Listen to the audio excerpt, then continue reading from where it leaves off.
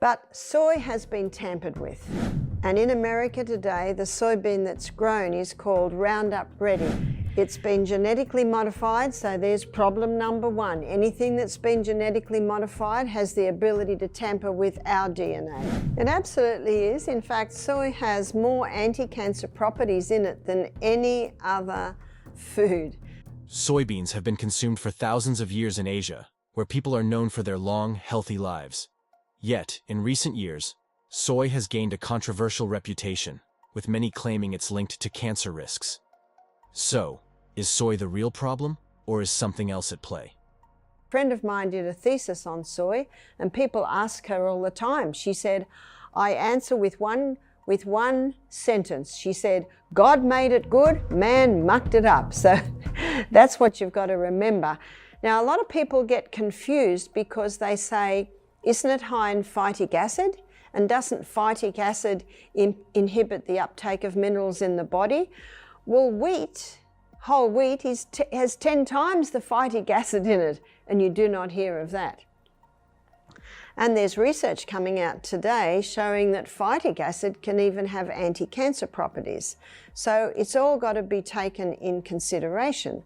I also have people say to me, but it's high in anti-nutrients. I said, yes, that's if you eat a bucketful of soy a day. We're not eating bucketfuls of soy a day. And the same anti-nutrients that are in it, God put there to help resist bugs as it's growing in the soil. So again, all have it, but it is not a problem unless, of course, you're eating truckloads of it, and it's impossible to eat truckloads of it. According to Barbara O'Neill, the truth is that soy, when grown and consumed in its natural form, actually has powerful cancer-fighting properties. It absolutely is. In fact, soy has more anti-cancer properties in it than any other food. So it's a pity to throw the soybean out. I say it's like throwing the baby out with the bathwater. In this video, we'll explore how soy foods can help prevent cancer and fight disease, shedding light on what makes this ancient food so beneficial. Disclaimer: the information provided in this video is for educational purposes only and is not a substitute for professional medical advice, diagnosis, or treatment. Always seek the advice of your physician or other qualified health provider with any questions you may have regarding a medical condition. Do not disregard professional medical advice or delay in seeking it because of something you have read or seen in this video. Barbara O'Neill highlights that soy is consumed in a variety of forms, including fresh soybeans, dried legumes, tofu, and soybean milk. These versatile forms of soy are rich in nutrients and have been linked to the long, healthy lives often observed in Asian societies. O'Neill notes that the benefits of soy are enhanced by the broader lifestyle in these regions, which typically includes a diet filled with fresh vegetables, free from harmful substances like caffeine, alcohol, and sugar, and supported by an active way of life. Soybeans are incredibly nutrient-dense, offering twice as much protein as any other legume, making them an essential source of plant-based protein in the diet. Additionally, soybeans contain some of the finest plant oils, which are crucial for supporting heart health and overall wellness. Barbara O'Neill points out that the combination of these factors, high protein content, beneficial oils, and a diet rooted in natural, whole foods, makes soy a powerful tool for promoting health and preventing disease. This long history of soy consumption in Asia showcases its potential as a key contributor to vitality and longevity. So in other words, if you can get non-GMO, organically grown soybean, it's a remarkable bean. And all through Asia, it's been used for centuries. And did you know that through Asia, traditionally, there was not even a name for menopause because the women never suffered with menopause. In recent years, soy has gained a controversial reputation, with widespread media coverage linking it to various health risks, including cancers such as breast, uterine, and prostate cancer. So you can see by what I've just told you, the truth on soy. I'm not interested in, and I don't think anyone should be interested in what I think. It's what is. So that's why I like to I like to give the reasons and what I think is actually based on those reasons. Whereas unfortunately, many people just believe what the media says. And I don't want to shock you, but not everything that is said on the television is actually absolutely right, because unfortunately, often vested interests are behind it. But I thank God that He's given each one of us the ability to weigh up the pros and cons and determine for ourselves what is truth. It is our God-given right. However, Barbara O'Neill emphasizes that the issue is not with the soybean itself, but rather with how it has been modified and processed in many developed countries. The introduction of genetically modified soybeans in the U.S. in 1996 drastically changed the landscape of soy production. Today, GMO soy is widely grown and used in a variety of processed foods, raising concerns about its safety and nutritional value. O'Neill explains that the process of genetic modification has not only altered the natural properties of soy, but has also introduced health risks, such as increased food allergies, which only began appearing after the introduction of GMO soy. The problem is further exacerbated when soy is highly processed into isolates and used in many packaged foods, stripping away its natural health benefits and introducing harmful additives. But soy has been tampered with. And in America today, the soybean that's grown is called Roundup Ready. It's been genetically modified, so there's problem number one. Anything that's been genetically modified has the ability to tamper with our DNA. So genetically modified foods shouldn't be touched. So it's been genetically modified, and one farmer told me this. He said to me, 5 times before harvest, the field is sprayed with Roundup or glyphosate, a very dangerous poison. So the soybean grown in America today has been genetically modified, and it has 5 doses of Roundup. The farmer said to me, all the weeds die and the soybean keeps growing. That is a dangerous soybean. So when someone says, is soy bad? I say, which soy are you talking about? We should be eating the whole soil, not a soy isolate, and we should be eating non-GMO, organically grown soy. Then it is not a problem. For those seeking to enjoy the cancer-fighting benefits of soy, O'Neill advises choosing non-GMO, organically grown soy products. In countries like Australia, where labeling of genetically modified foods is legally required, consumers have the ability to make informed choices. While no genetically modified soybeans are currently grown in Australia, imported GMO soy can still be found in a range of processed foods such as chocolate, potato chips, margarine, and bread. Barbara O'Neill stresses the importance of being aware of the source of soy products and choosing organic, non-GMO options to avoid the potential health risks associated with modern modified soy. When soybeans are grown organically and consumed in their whole form, they retain some of the most potent anti-cancer properties of any plant. O'Neill highlights the key role of isoflavones, which are plant-based compounds found in soy that mimic the action of estrogen in the body.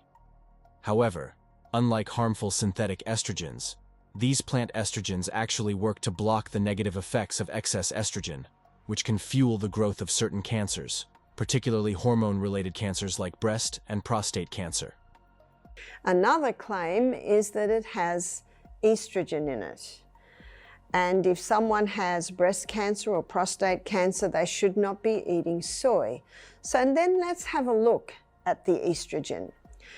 The estrogen that is found in chemicals, that is found in Roundup, that is found in plastics, is 400 times stronger than the estrogen that the body naturally makes.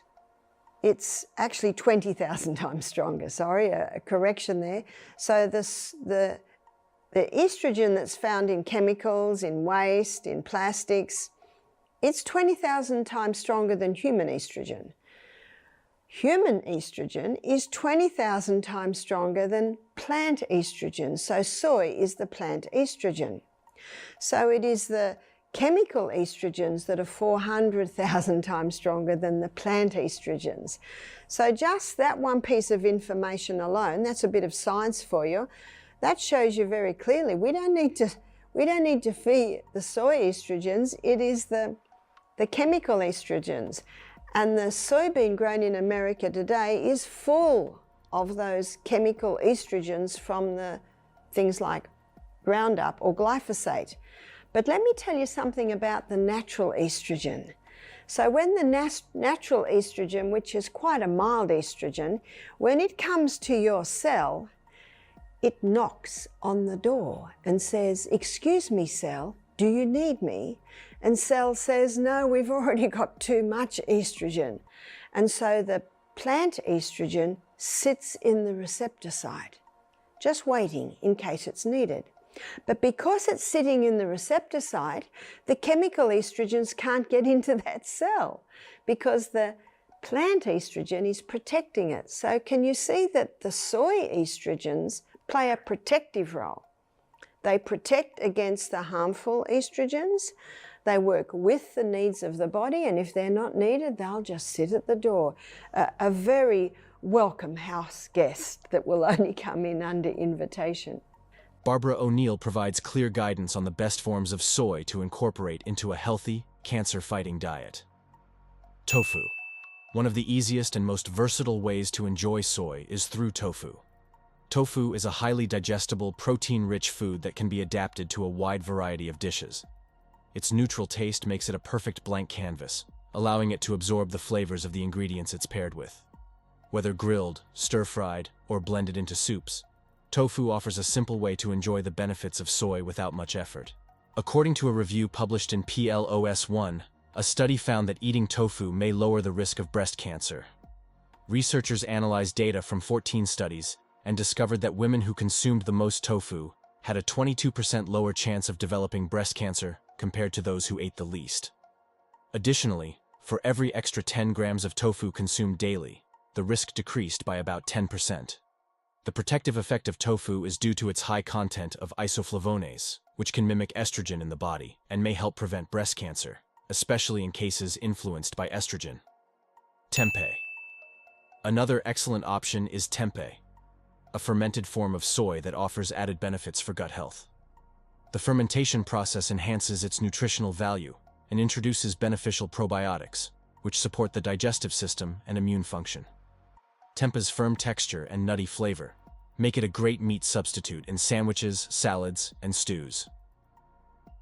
According to a review in Frontiers in Oncology, tempeh, originally from Indonesia, has significant potential for helping prevent and treat cancer.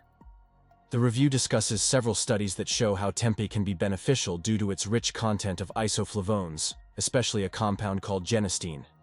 These isoflavones act as antioxidants, which means they help protect our cells from damage that can lead to cancer. They also play a role in controlling how cells grow and die, which is important for stopping cancer from spreading. The review points out that the fermentation process used to make tempeh increases the levels of these beneficial compounds, making tempeh more effective than regular soy products. This means that eating tempeh can provide a concentrated source of nutrients that support health. The authors emphasize that including tempeh in the diet could be particularly helpful for people at risk of cancer, as it offers a good source of protein and iron, especially for those who follow vegetarian or plant-based diets. Edamame. For those looking for a quick, healthy snack, edamame young soybeans are a fantastic choice.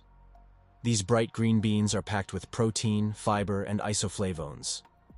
According to the American Institute for Cancer Research, soy foods like edamame show promise in helping reduce the risk of certain cancers.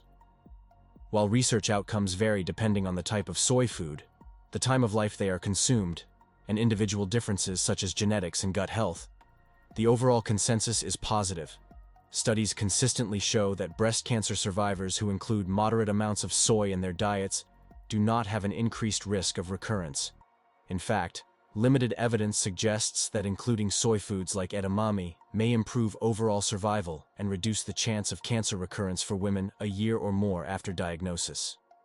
The American Institute for Cancer Research also highlights that foods high in dietary fiber, like edamame, are associated with a lower risk of colorectal cancer and excess weight gain, both of which are linked to several types of cancer. Soy milk. Soy milk is a traditional option that Barbara highlights for its long history of health benefits. Soy milk was pioneered by Dr. Harry Miller in the 1800s, who used it to save the lives of thousands of Chinese babies. And I read an interesting book called China Doctor, and it's the story of Dr. Harry Miller, who was a medical missionary in China, and I think it was in about the 1920s, maybe even the late 1800s. And the book's out of print now. I was able to buy it. Amazon found it for me. And a lot of little babies in China were dying. They couldn't handle the mother's milk. Of course, a lot of babies could, but there were some that couldn't. And so he wanted to find a milk that babies could drink. And he was on a ship one day and he saw this big vat of white milk in the kitchen. And he said, "What's that?" And it was soy milk. They were going to make tofu from it. So he tasted it and he spat it right out. It was basically, he couldn't bear the taste. And it was quite indigestible. So he went on a journey to make the milk digestible and palatable. And he came up with his soy milk. It was even to the point where his colleagues were saying, "It is not right for a doctor to be playing with a bean." But he made this soybean milk. He found that he had to cook it. He found that he had to put a little oil and a little sweetener in, and he made quite a palatable milk. And it is said that he saved the lives of thousands of babies with his soy milk. Now that soybean was not genetically modified. That soybean was not grown with chemicals. And it is true that especially in the US, the majority of soybeans are called Roundup Ready because they've been genetically modified to resist Roundup. Today, it remains a popular alternative to dairy milk and can be used in smoothies, cereals, and baking for those looking to avoid lactose or animal products. According to a review published in the journal Nutrients, researchers conducted a detailed study to explore the relationship between soy foods, including soy milk, and the risk of prostate cancer. They analyzed 30 different studies that looked at how eating soy might affect the chances of developing this type of cancer. The researchers divided soy foods into two categories: unfermented and fermented. Unfermented soy foods include items like soy milk and tofu, while fermented soy foods include products like miso and natto. The findings from the review were quite interesting. They discovered that consuming soy foods in general was linked to a lower risk of prostate cancer. Specifically, for unfermented soy foods, the results showed a significant reduction in risk, suggesting that these foods, including soy milk, could be beneficial for men's health. On the other hand, the link between fermented soy foods and prostate cancer risk was not as strong, indicating that unfermented soy might be more effective in this regard. They also noted that their findings were consistent across different types of studies and populations, which adds to the reliability of the results. And if you go to Japan, you'll find the tofus, a lot of the tofus, tempehs through Asia. The tempehs are a cultured food. Now, if tempehs let go too long, it can certainly start to ferment. And everyone that knows these cultured foods, they can tell the smell. The smell will tell you when it's got to fermentation, producing alcohol instead of just at the culturing process. Another cultured food is miso. We love miso, and Japanese are known for their miso soup, and that gives a great boost to your natural flora. Miso's been used for centuries in Japan, and it gives a lovely flavouring to many dishes. I always mix it with a little water to make it smooth and put it into my dish at the end. In fact, I use miso instead of soy sauce because there's a lot of question marks about soy sauce today, the excitotoxins that are in them. I have a friend who grew up in Japan, and she had a neighbour that used to make soy sauce, and she used to roast the wheat and the barley, and so that got the dark colour, and salt it, and she said that soy sauce was delicious. You didn't have to put any other flavourings into your dish when you put that soy sauce in.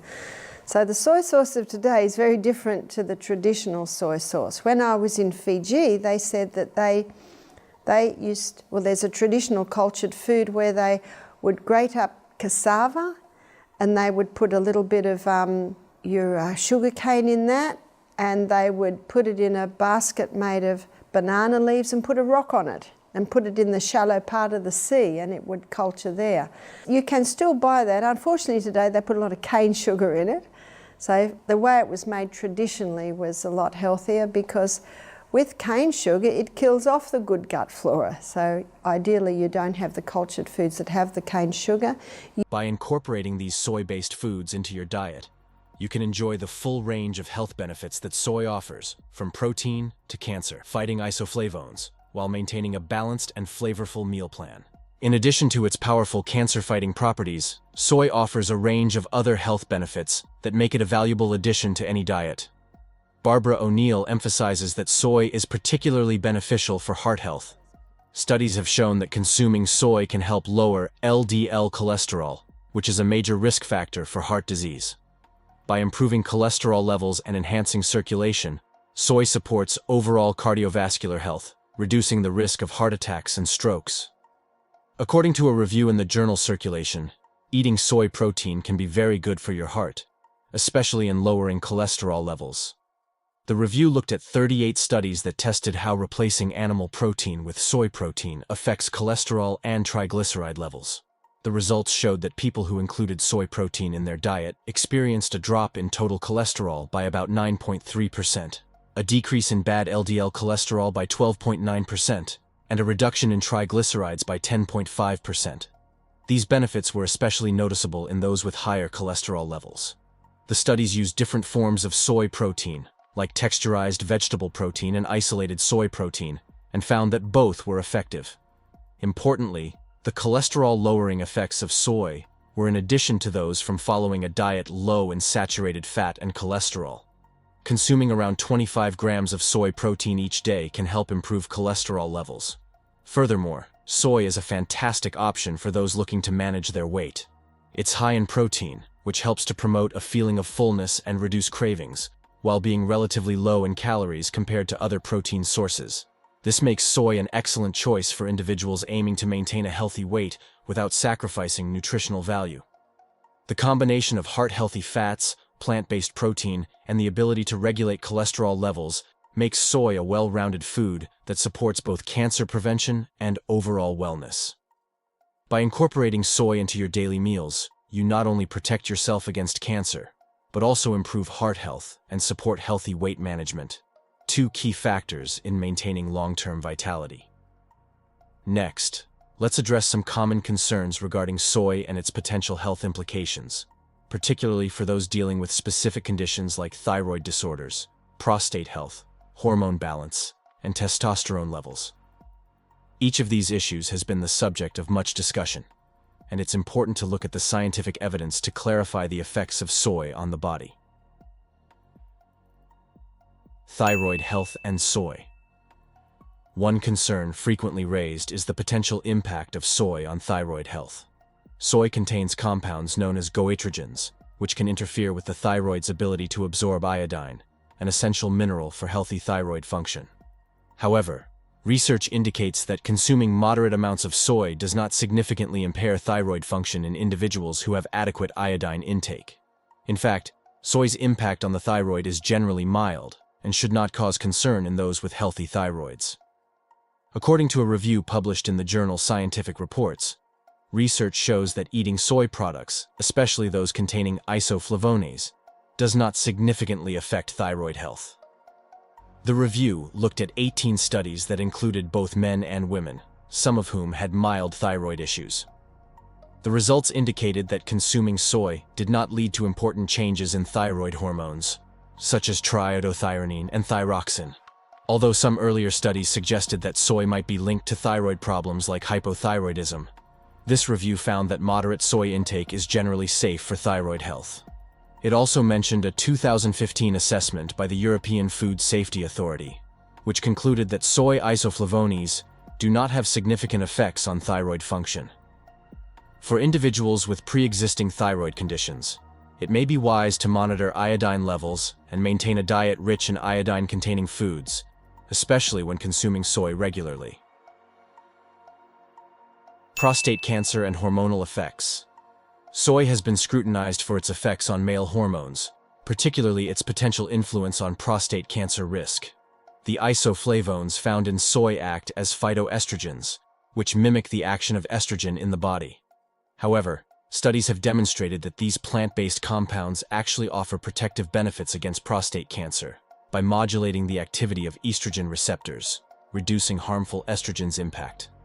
Whereas the xenoestrogens, these are the estrogens from chemicals, from Roundup, from plastics, from all the polyester, the chemical fabrics, they just barge into the cell. They don't work with the cell. So we've got a problem today, and that is estrogen levels are rising because of people's exposure to chemicals and plastics, but not the estrogen in the soybean. It works with the body. A review published in the American Journal of Clinical Nutrition found that eating soy foods may lower the risk of prostate cancer in men. Men who consumed more soy had a 26% reduced risk of developing prostate cancer compared to those who ate less. Non-fermented soy products, like tofu and soy milk, were particularly linked to this lower risk, while fermented soy products, such as soy sauce, did not show a significant effect. Clinical research has shown that regular consumption of soy is associated with a lower risk of prostate cancer, making it a valuable addition to men's diets for cancer prevention. How does soy affect hormone health in men and women? There's been a lot of debate about how soy affects hormones, especially when it comes to cancers like breast cancer. Soy contains compounds called isoflavones that act like a mild form of estrogen. But instead of causing problems, these isoflavones actually help balance hormone levels. Studies show that for women, eating soy can lower the risk of breast cancer, especially if they start consuming non-GMO, whole soy foods early in life.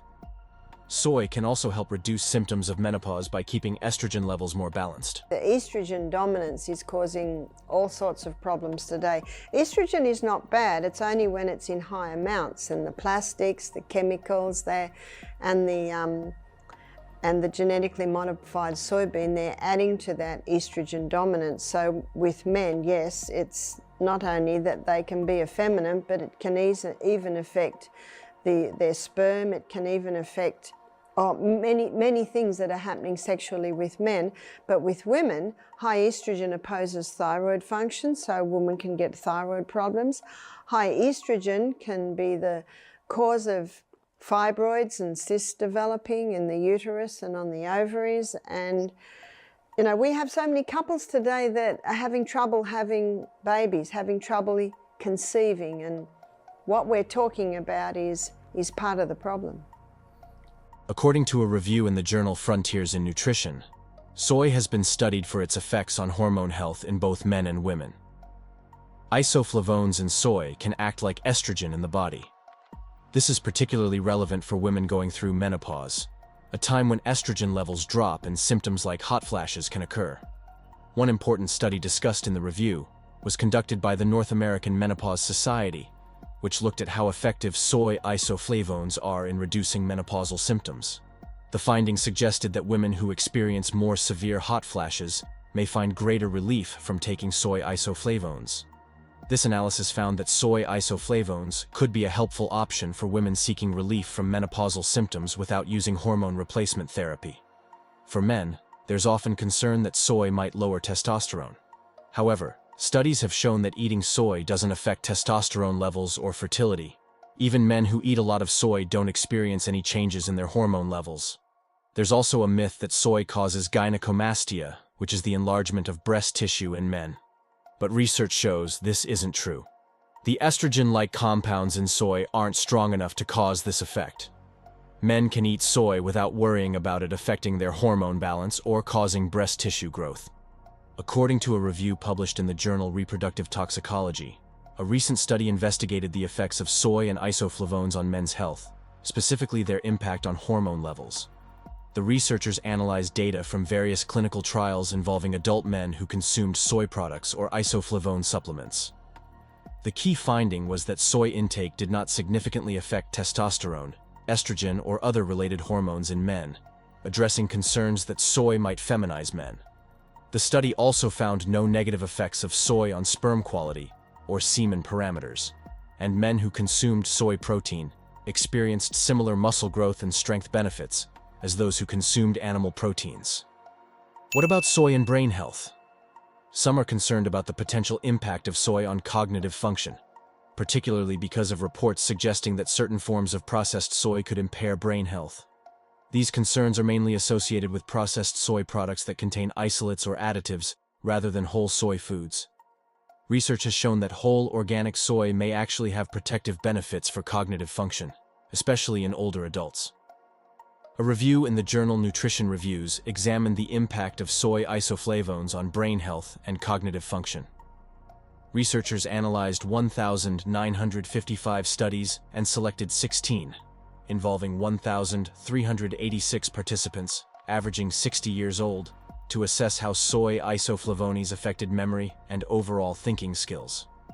The results indicated that consuming soy isoflavones was linked to improvements in cognitive function and memory, suggesting potential benefits for brain health.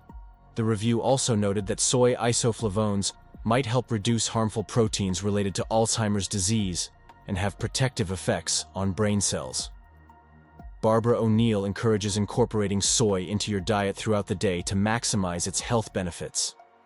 Starting with breakfast and carrying soy through to dinner ensures you're getting a steady source of plant-based protein, antioxidants, and other nutrients that support overall health.